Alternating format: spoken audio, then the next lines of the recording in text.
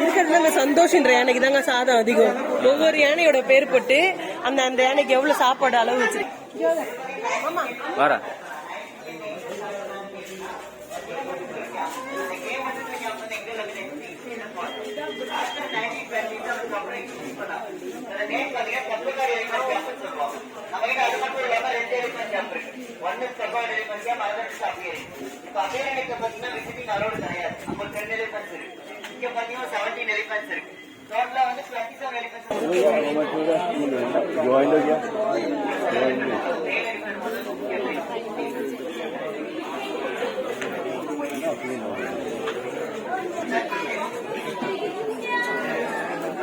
रोशनी पापा திருப்ப திருப்ப